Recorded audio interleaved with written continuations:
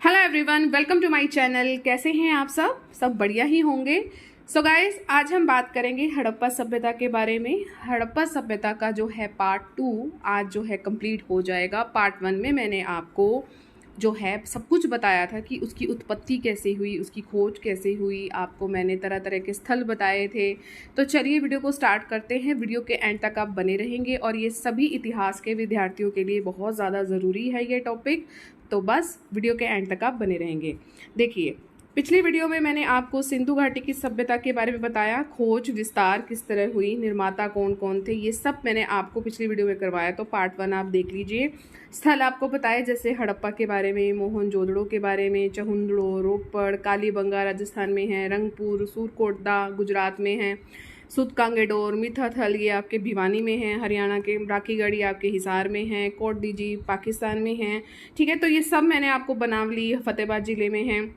फिर मैंने इसकी आपको जो है विशेषताएं करवाई थी कि किस तरह उनकी विशेषताएं, उनका नगर निर्माण योजना किस तरह की थी, नगर योजना किस किस तरह की थी, आपको क्या क्या क्या मिला है। विशाल अन्नागार मिले हैं, प्रकाश व्यवस्था कैसी थी, भवन निर्माण योजना उनकी कैसी थी, सामाजिक जीवन उनका कैसे था। तो ये सब मैंने आपको बताया था। धार्मिक जीवन और आर्थिक जीवन ये सब मैंने आपको बताया था। और कला तक जो है हमने कंप्लीट कर लिया था, मूर्ति कला और लेखन कला। तो आज का जो हमारा टॉपिक है वो है कि इनके व्यापार कैसे होते थे, चाहे बाह्य रूप से हो चाहे आंतरिक व्यापार, इनके संबंध किस तरह के थे जो यहाँ पर लोग रहते थे सिंधु घाटी सभ्यता में। तो चलिए वीडियो को स्टार्ट करते हैं। सैंधव नगरों के जो भग्नावशेषों को देखने में हमें लगता है कि जितने भी वहाँ पर लोग रहते थे उनका जो जीवन था बहुत ज़्यादा समृद्ध था। उनके लिए जो मेन इम्पोर्टेंट था वो था कृषि और पशुपालन, क्योंकि और कोई चारा तो उनके पास था नहीं कि जो और कोई काम कर सकते।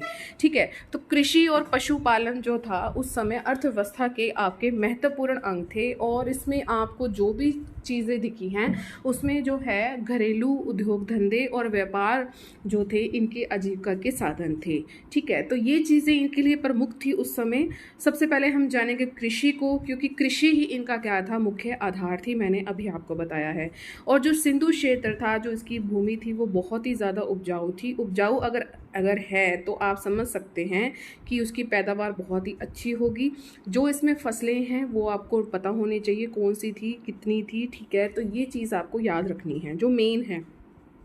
खुदाई में आपको क्या क्या मिला है, गेहूं और जौ के आपको दाने मिले हैं। और ये कहाँ से मिले हैं आपको, ये चीज़ आपको याद रखनी है। गेहूं और जौ के दाने मिले हैं आपको हड़प्पा से, मोहनजोदड़ो से और बनावली से, जो कि आपके हरियाणा में हैं। ठीक है, गेहूं और जौ के अतिरिक्त ये लोग जो हैं मटर भी, तिल, सरसों, राई, खजूर ये सब की खेती करते थे। और यहाँ पर आपको बर्तन में जो कुछ ऐसे बर्तन थे जिस पर आपको किस किस की आकृतियाँ मिलती थी, नारियल की मिलती थी, केला की मिलती थी और अनार की मिलती थी। लोथल जो कि आपका गुजरात में है, और रंगपुरों में आपको ढीकरों के साथ साथ आपको धान की भूसी के चावल जो मिले हैं, जिससे पता लगता है ये चावल का सूचक है, यानी कि उस समय के लोगों को चावल भी उगाना आता था। तो ये चीज़ आपको पता लगी। और आपको ये भी बता दूं कि यहाँ पर आपको मोहनजोदड़ो से क्या मिला है, आपको मोहनजोदड़ो से चांदी के बर्तन में आपको जो है सूती कपड़ा मिला है। ठीक है, चांदी के बर्तनों में क्या मिला है आपको, सूती कपड़ा मिला है। जो मतलब इससे ये पता लगता है कि वो कपास के परिचायक है, क्योंकि देखो कपड़ा जो है कपास से ही बनता है ना। ठीक है, तो इतना हम जो है अंदाज़ा लगा सकते हैं कि उनको किस किस चीज़ की उस समय नॉलेज थी। एक डी कौशाम्बी हैं, आपके इतिहासकार हैं, वो क्या कहते हैं कि सैंधव लोगों को हल्की जानकारी नहीं थी तथा वे जुताई के लिए कांटेदार हैरो यानी कि पांचा जिसे बोलते थे उसका यूज़ करते थे, हैरो का यूज़ करते थे।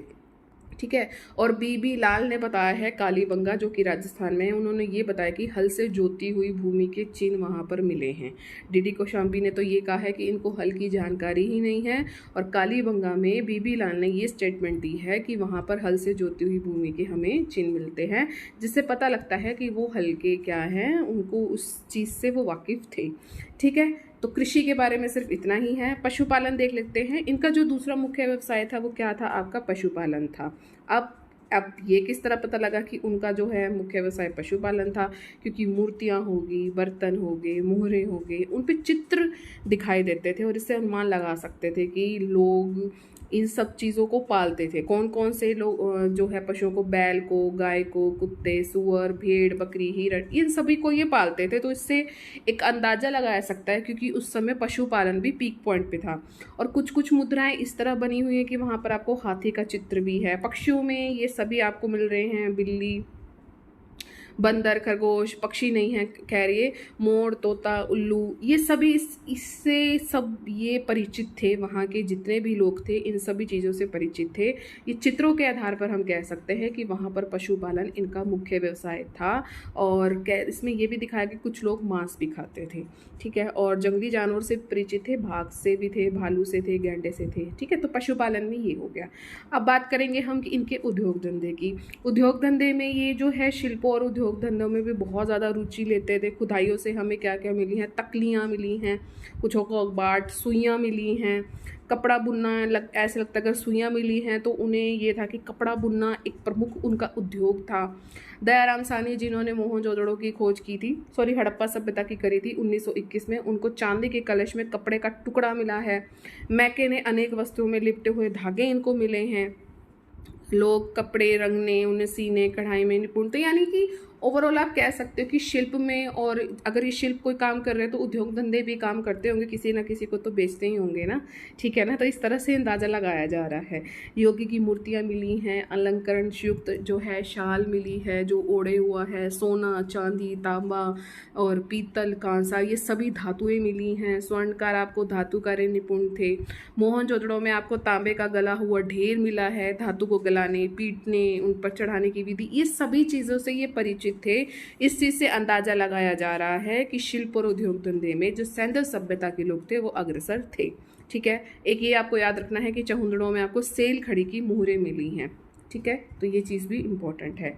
चलिए आगे बढ़ते हैं। देखिए हड़प्पा, मोहनजोदड़ो, लोथल, कालीबंगा, धोलावीरा, ये जो जितने भी स्थल हैं ये आपके व्यापार के प्रसिद्ध केंद्र थे। ये चीज़ आपने याद रखनी है कि व्यापार के आपके कौन कौन से प्रसिद्ध केंद्र थे, तो ये सब थे।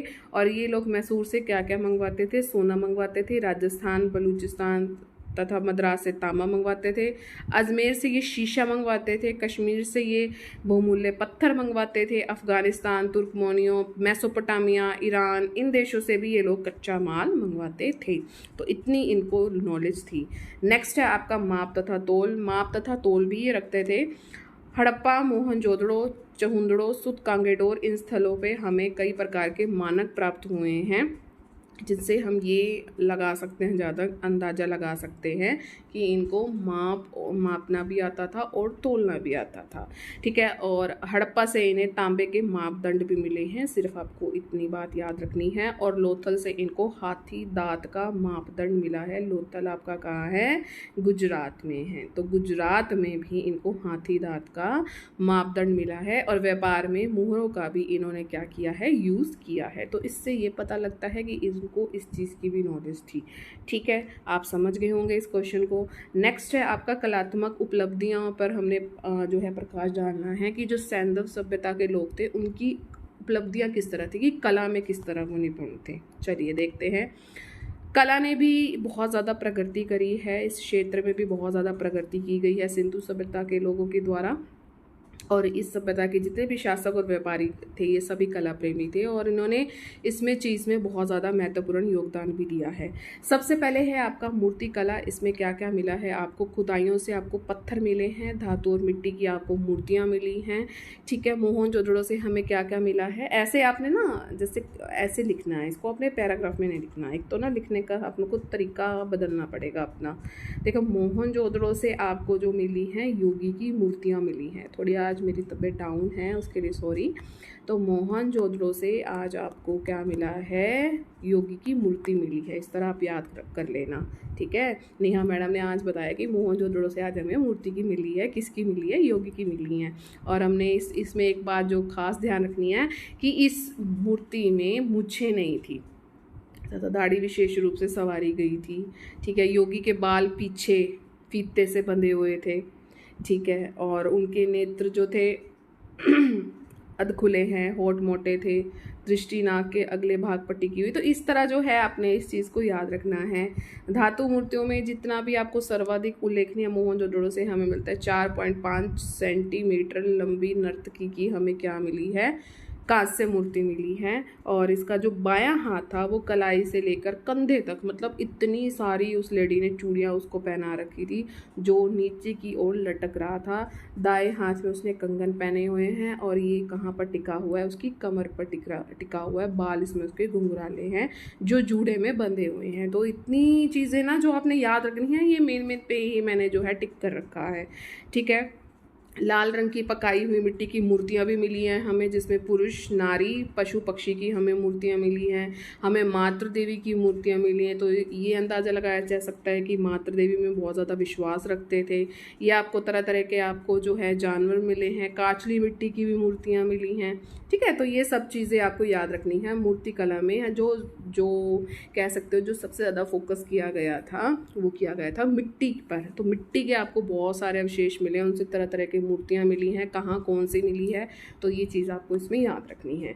नेक्स्ट है आपका मिट्टी के बर्तन बनाने की कला। अब ये बनाते कैसे थे, जो बर्तन बनाए जाते थे वो कैसे होते थे, तो जो इनके मृत भांड होते थे वो लाल और गुलाबी रंग के होते थे। वेरी वेरी इंपॉर्टेंट कि कौन से कलर के होते थे, लाल और गुलाबी रंग के होते थे। इनको अच्छी तरह से ये बनाते थे, इनको खूब पकाते थे। कुछ बर्तनों के ऊपर आपको जो है लाल रंग इसमें चढ़ाया होता था और बर्तनों में संग्रहण भांड, छड़े, सुराही, मर्तबान, ब्याले, साधार, तश्तियाँ, ये सब आपको मिलती थी। ठीक है। और आपको जीव जंतु भी मिलते थे, उनके डिज़ाइन भी मिलते थे, बकरा, मोर, कछुआ, हिरण, ये सब आपको जो है यहाँ पर मिलते थे। तो इससे पता लगता है कि इससे ये वाकिफ़ थे। ठीक है। अब बात करेंगे हम आभूषण कला की। आभूषण कौन कौन से पहनते थे। ये खुदाइयों में हमें सोने, चांदी, तांबे, कीमती पत्थर, धोंदे, हड्डियाँ, इन सभी के हमें आभूषण मिले हैं। अब आभूषणों में क्या क्या है, हार, कंगन, अंगूठी, पाजेब, बाजूबंद, बालियाँ, ये सब हमें मिले हैं। मन के उस समय बहुत ज़्यादा प्रसिद्ध थे। और ये कहाँ मिले हैं हमें, चहुंदड़ों और लोथल में इसे हमें इसके जो है अवशेष मिले हैं। मालाएं मिले हैं हमें, मनकों की मालाएं, ये वेरी वेरी इंपॉर्टेंट है। नेक्स्ट है चित्रकला। चित्रकला में हमें क्या मिला है, हमें मिट्टी और बर्तनों तथा मुहरों पर हमें ये चित्रकला देखने को मिली है। जामती, फूल पत्तियों और मानवीय और पशु आकृतियों का हमें इसमें अंकन मिला है। एक बर्तन हमें ये भी चीज़ देखने को मिलेगी, एक बंदा जो एक मछुआरा है वो मछली को पकड़ रहा है। नेक्स्ट है मुहरें मिली हैं, बहुत सारी मिली हैं। मुहरें तो आपको भी पता होंगी कि आपको विभिन्न पुरास्थलों से 2000 मुहरें जो है हमें यहाँ से मिली हैं। अकेले मोहनजोदड़ो में ही हमें 1200 जो है मुहरें मिली हैं। और जितनी भी जो मुहरें बनी हुई थी वो सेल खड़ी की बनी हुई थी। इसमें इसके अतिरिक्त और कौन कौन सी जो है मिट्टी को यूज़ किया गया था, काचली मिट्टी अभी ऊपर नाम आया था, चर्ट, गोमेट, ये तब इन सब मिट्टियों से ये जो है ये मुहरें बनाई जाती थी। और जो ये मुहरें होती थी वो कैसी होती थी, वर्गाकार होती थी और चौकोर होती थी। कुछ कुछ तो गोलाकार भी होती थी, घनाकार भी होती थी और बेलनाकार भी होती थी। और मुहरों के पीछे क्या लगाया जाता था, एक घुंडी लगाई जाती थी। ठीक है। तो ये चीज़ आपको सारी याद रखनी है। अब कौन कौन से चित्र थे उसमें, वृषभ था, गैंडा, भाग, गैसा, भैंसा, बकरा, हिरन, ये सभी था। देखो क्योंकि ना पता है क्या, इसमें ये है कि आपकी जो है टंग स्लिप हो सकती है। ठीक है। बीच बीच में हंसते रहो क्योंकि बहुत ज़रूरी है चैप्टर में ना, पता है क्या, मेन चीज़ आपको सिर्फ इतनी याद रखनी है कि ये स्थल है और हमें ये चीज़ जो है याद करनी ही करनी है। इसमें हम कुछ भी नहीं कर सकते। ठीक है। मैं कुछ भी नहीं कर सकते। आप सोच रहे होगे कि क्या है जो पहली बार पढ़ रहे हैं, लेकिन हम उसमें कुछ नहीं कर सकते, हमें याद करना होगा। ठीक है। तो सिंधु घाटी की मोहरे में हमें बकरा, शेरों के साथ हमें मनुष्य, ये मोहरें मिली हैं। और मनुष्य को रोनता हुआ सांड मिला है। ठीक है। ये चित्र आपको जो है दिख भी रहे होंगे। देखिए, भैंसे पर भाले से प्रहार करता हुआ मनुष्य की हमें मोहरें मिली हैं। सांड पर छलांग लगाता हुआ मनुष्य मिला है। बैल और पूंछ वाला आदमी मिला है। ठीक है। अब बात कर लेते हैं हम इनकी लिपि में। लिपि में क्या है, उत्खनन में हमें जितने भी मुद्राएं मिली हैं, बर्तन मिले हैं, पट्टियाँ मिली हैं, हमें लेख मिले हैं। सैंधव लोग लिखना पढ़ना अवश्य जानते थे, इस बात से ये अंदाज़ा लगाया जा सकता है। ठीक है। इनको जो है 500 मुहरें मिली हैं, जिसमें इन सभी मुहरों पे कुछ ना कुछ लिखा हुआ है। और जितनी भी इनकी लिपि थी वो कैसी थी, वो चित्रमयी थी। उसको सिर्फ चित्रों के माध्यम से ही हमें समझाया गया है। इन मोहरों पे ये चीज़ लिखी हुई है। और 400 जो अक्षर हैं, हमें इसका आभास है कि उन्होंने क्या लिखा हुआ है। और जो ये लिपि थी ये आपकी दाईं से बाईं लिखी गई थी। ठीक है, तो ये चीज़ आपको याद रखनी है। दाएं से बाएं, कहीं कहीं पर ये क्रम जो है उल्टा भी है, आपने मेन जो है दाएं से बाएं ही याद रखना है। ठीक है, चलिए ये क्वेश्चन भी हो गया है। हमारा नेक्स्ट क्वेश्चन है कि नगर योजना उनकी कैसी थी। बहुत अच्छी थी। आपको मैं ये बता दूं, जो सिंधु घाटी सभ्यता है वो मेन आपकी जो नगरीय योजना इसी के लिए बहुत ज़्यादा पॉपुलर रही है। चलिए बात करते हैं नगर योजना के बारे में। अगर हम बात करें तो हमें विभिन्न उत्खनन नगरों के स्थापत्य और आधार योजना में हमें समानता को देखकर लगता है कि विधिवत नक्शा बनाकर ही उसे आजकल की नगर पालिका की तरह उसे सुव्यवस्थित ढंग से हमारे सामने एक भवन की तरह जो है पेश किया गया है, जहाँ पर आपको बहुत सारी सड़कें मिलती हैं जो मकान निर्माण करने से पहले ही बना ली जाती थी। ठीक है, अब मकान तो बाद में बनता था, पहले सड़कें बनती थी। और सैंधव सभ्यता के सभी नगरों में सड़कें थी जो एक दूसरे को समकोण पर काटती थी। ये बहुत इंपॉर्टेंट है, वेरी वेरी इंपॉर्टेंट। सड़कें जो थी उत्तर से दक्षिण की ओर और पूर्व से पश्चिम की ओर जाती थी, जिससे नगर कई भागों में क्या था, बट जाता था। अब आपको ये भी तो पता होना चाहिए ना कि जो नगर ना बटते कैसे थे, वो इस तरह बटते थे। और फीट कितना होता था, 800 गुना में 1200 फीट का होता था। और सड़कें नगर को आयताकार और वर्गाकार खंडों में बांटती थी। इतना चीज़ आपको जो है याद रखनी है। और जो सिंधु घाटी सभ्यता की जो नगर योजना में एक जो विशेषता हमें दिखती है कि जो नगर था वो 2 भागों में विभाजित था। और नगर का जो छोटा भाग था वो ज़मीन की सतह को ऊंचा करके कुछ ऊंचाई पर बना होता था। और यहाँ नगर के सार्वजनिक तथा प्रशासनिक जो है भवन होते थे और इनके ऊपर एक सुरक्षा वाल होता था। ठीक है, सुरक्षा दीवार से घिरा हुआ था। तो और जो ये सुरक्षा दीवार इनके जो ऊपर थे ना सॉरी ऊपर बने हुए थे, ऊंचाई पर बने थे, उनको दुर्ग क्षेत्र कहा गया था। और जो बगल में नगर का बड़ा सा सामान्य भाग होता था और ये कुछ निचाई पर होता था, इसको हम ये बसा होता था, उसे हम निचले नगर की बस्ती कहते थे, जो आम नागरिकों के मकान होते थे। यानी जो ऊपर व्यक्ति रह रहा है उसमें तो हैं भाई अच्छे बंदे हैं। ठीक है, उसको हम क्या कहते हैं, दुर्ग क्षेत्र कहते हैं। और जो नीचे है उसे निचले नगर की आप बस्ती कहते हैं। और उसमें कौन कौन रहता है, उसमें आपके आम नागरिक रहते हैं। ठीक है, तो ये चीज़ आपको ध्यान रखनी है। नेक्स्ट है आपका भवन निर्माण। इसमें जो है प्रत्येक एक तो इसमें खास बात जो मुझे लगी कि भाई मकान के मध्य में एक आंगन होता था, जैसे आज भी है। और आंगन के चारों ओर ही आपको 3 4 5 जितने भी है कमरे मिल जाएंगे। एक रसोई घर मिल जाएगा, एक स्नानागार मिल जाएगा। घरों में आपको एक कुआं भी देखने को मिला है। और गली की ओर होते थे, जितने भी स्नानागार होते थे वो गली की तरफ होते थे, ताकि ये किस लिए होता था कि जो पानी का निकास है वो आसानी से हो जाए। ठीक है, तो इसलिए करते थे। और आपको बड़े बड़े आकार के भवन जो मिले हैं, तो 30 तक इसमें जो है आपको कमरे मिले हैं। मोहनजोदड़ो में एक बहुत बड़ी इमारत मिली है जो 242 × 112 112 फीट आकार की थी। और आपको कुछ मकान जो है 2 मंजिले भी मिले हैं। ठीक है, तो इस चीज़ से अंदाजा लगाया जा सकता है कि इनकी भवन निर्माण की प्रक्रिया भी बहुत बढ़िया थी। मैके के अनुसार जो है आपको कुछ दीवारों पर प्लास्टर भी किया जाता था। लोथल, रंगपुर, कालीबंगा में तो कच्ची ईंटों का भी इसमें क्या किया गया है, यूज़ किया गया है। मिट्टी को कूटते थे वो बहुत ज़्यादा, और कच्ची और पक्की दोनों ईंटों को बिछाकर मकानों के ये फर्श बनाते थे। वेरी गुड, बहुत अच्छा काम करते थे, है ना। तो सार्वजनिक भवन भी देख लेते हैं। इसमें मोहनजोदड़ो जो था वो एल क्षेत्र में एक बहुत विशाल भवन था। इसकी जो लंबाई थी वो थी आपकी 220 फीट और जो चौड़ाई थी आपकी 115 फीट थी। तो ये चीज़ आपको याद रखनी है। जो ये किस लिए यूज़ किया जाता था, सभाओं और उत्सवों के ये जो है ना समय काम में लिया जाता था। ये वर्गाकार भवन था, आपने ये चीज़ ध्यान रखनी है। विशाल स्नानागार सबको पता है ये कहाँ पर था, ये आपके मोहनजोदड़ो में था ना। और इसमें जो आपका विशाल स्नानागार था 180 फीट जो है उत्तर दक्षिण, और 108 देखिए उल्टा कर दीजिए 180 और उसका 108, तो पूर्व से पश्चिम के ये जो है विस्तार में ये फैला हुआ था। तो ये चीज़ भी आपको ध्यान रखनी है। चबूतरा भी था, नालियाँ भी थी, इसके पीछे स्नानागार भी थे, जलाशय भी था, बरामदे भी थे। ये सब चीज़ें यहाँ पर आपको दिखने को मिलेगी। अन्नागार की बात कर लेते हैं। सिंधु सभ्यता के विभिन्न नगरों में हमें हड़प्पा हो गए, मोहनजोदड़ो हो गए, कालीबंगा हो गया, लोथल हो गया, यहाँ पर आपको बहुत तरह के अन्नागार मिले हैं, गोदाम मिले हैं, जिसमें क्या रखा जाता था, इसमें अनाजों को सुरक्षित रखा जाता था। और आपको एक बात बता दूँ, जो हड़प्पा का अन्नागार है वो सबसे बड़ा है। ठीक है, और जो इन गोदामों का मुख्य प्रवेश द्वार होता था वो रावी नदी की तरफ खुलता था। ठीक है, और यहाँ नदी द्वारा अनाज द्वारा जो है लाया जाता होगा। और हमें फर्शों पर दरारों में हमें क्या क्या मिला है, अनागार में गेहूं और जौ के दाने हमें मिले हैं। देखिए मेन ही चीज़ मैं आपको बता रही हूँ, यही आपको जो है याद रखनी है। मेन नालियों की व्यवस्था भी इसमें की गई थी। नगर निर्माण कला के इतिहास में विश्व में सर्वप्रथम जो है सैंधव लोगों ने ढकी हुई नालियों का जो है प्रयोग किया था। ढकी हुई नालियाँ इन्होंने यूज़ करी हैं, ठीक है। प्रत्येक घर के शौचालय में, स्नानागार में, रसोई घर की छोटी छोटी नालियाँ, जितना भी घरों का गंदा पानी होता है, सड़क का जो पानी होता है वो नाली में गिरा देते थे, और ये नाले शहर के किसी बड़े नाले में जाकर गिरती थी। जैसे आज भी है, बिल्कुल वैसा ही उस समय था। नालियों की व्यवस्था इसी तरह की गई थी, ठीक है। और बात कर लेते हैं लोथल की गोदी।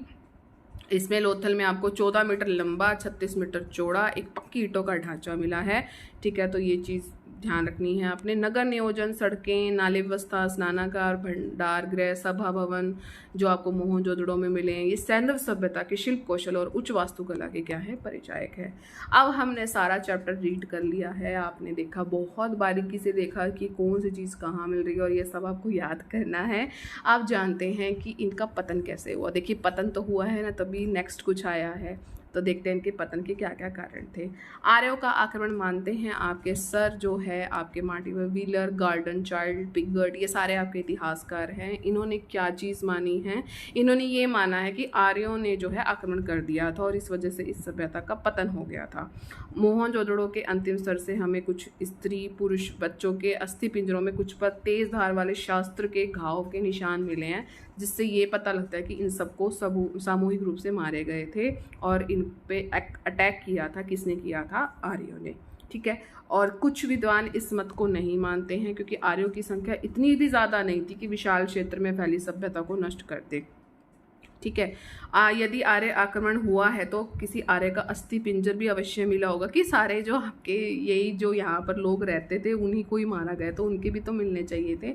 और तीसरा, जिन स्तरों से ये अस्थि पिंजर प्राप्त हुआ है उन स्तरों से आक्रमणकारियों का कोई भी अस्त्र शस्त्र हमें नहीं मिला है, ठीक है। और हरियूपिया का अर्थ हड़प्पा नहीं है, तो ये चीज़ आपको ध्यान रखनी है, ठीक है। देखिए आप कुछ भी कह सकते हैं, तभी तो बाढ़, अब बाढ़ का देख लेंगे कि यहाँ पर ना बहुत ज़्यादा बाढ़ आती थी, नदियों से प्रतिवर्ष आने वाली बहुत ज़्यादा बाढ़ आती थी, इस वजह से हो गया। टेक्टोनिक मूवमेंट हुई, पृथ्वी की विवर्तनिक हलचल हुई, समतल जो है आपका समुद्र तल ऊपर उठ गया और मुहाने पर पहुंच गया और विपरीत दिशा में आपकी रेत जमा हो गई, जिससे क्या हुआ कि समुद्र में गिरना बंद हो गया और एक झील का निर्माण हो गया। तो इस तरह कह सकते हैं कि बाढ़ के कारण भी इस सभ्यता का पतन हुआ है। और हमें बाढ़ के प्रमाण कहाँ पर मिले हैं? मोहनजोदड़ो, लोथल, चहुंदड़ो, हड़प्पा आदि नगरों के उत्खनन से हमें बाढ़ के प्रमाण मिलते हैं कि ये चीज़ हुई है उस समय, इस वजह से इस सभ्यता का अंत हुआ है। नेक्स्ट है भूकंप। कुछ लोग भूकंप भी मानते हैं कि विशाल भूकंप आए हैं, इसमें कारण बने हैं हमें जो है इस जो भूकंप आए हैं तो उनके कारण अनेक नगर जो है जुड़े हुए मिले हैं। अग्नि, रानागुंडई, नाल, दाबरकोट, कालीबंगा आदि स्थानों पर हमें अग्निकांड के भी जो है अवशेष मिले हैं। हमें वहाँ पर राख के ढेर मिले हैं, जिससे पता लगता है कि यहाँ पर विनाश हुआ है।